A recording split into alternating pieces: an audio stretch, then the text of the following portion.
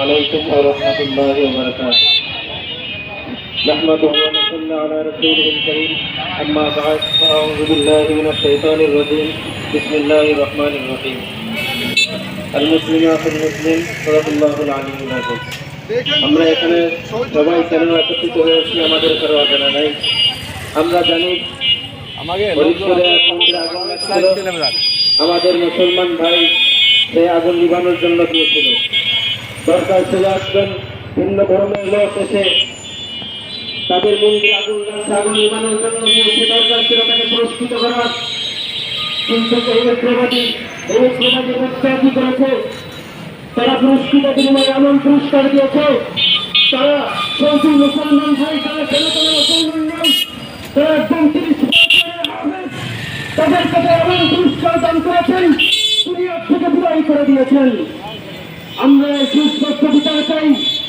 আমার আগে তিনি বক্তব্য দিয়েছেন, তিনি বলেছেন তার সম্মান হলো একজন মুসলমানের গায়ে ব্যথা, তাই বলে তুমি ভ্রমণোত্তর গায়ে শুধু ব্যথা। একজন মুসলমানের গায়ে ব্যথা মানে পুরো মুসলিম উম্মাহ, পুরো মুসলিম জনতার গায়ে ব্যথা। শরীফের এই মামলায় আমরা সুস্পষ্ট বিচার চাই। আমরা ইতিপূর্বে দেখেছি এই 93 ভাগ মুসলমানের বাংলাদেশে, 93 ভাগ মুসলমানের বাংলাদেশে ভিন্ন ধর্মের কাজ হয়, তাদেরকে বাধা প্রদান করা হয় না। কিন্তু কামাল সিনের বাংলাদেশে, মুসলমানের বাংলাদেশে, শাহজালালের বাংলাদেশে, ফরিদপুর রহমতুল্লাহ আলাইহির বাংলাদেশে যদি ইসলামের কোনো কাজ হয় তাহলে সেই কাজে বাধা প্রদান করা হয়।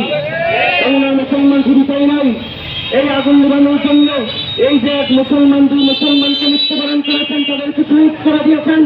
বিচার চাওয়ার জন্য যখন রাজপথে মুসলমান নেমেছেন, শুধু তাদেরকে রাজপথে যে মুসলমান নেমেছেন বিচার চাওয়ার জন্য, সেই মুসলমান ভাইদেরকে গুলি করে হত্যা করেছেন। মুসলমান কোন সময় অগ্রগতি নাই, মুসলমান শান্তিপ্রিয় মুসলমান, মুসলমান কোন সময় অশান্তি চাই না।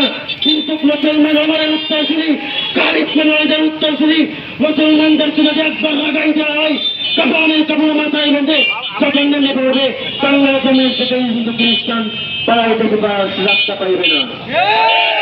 এই বলে আমার সংক্ষিপ্ত বয়ান এখানে শেষ করছি। আসসালামু আলাইকুম ওয়া রাহমাতুল্লাহ।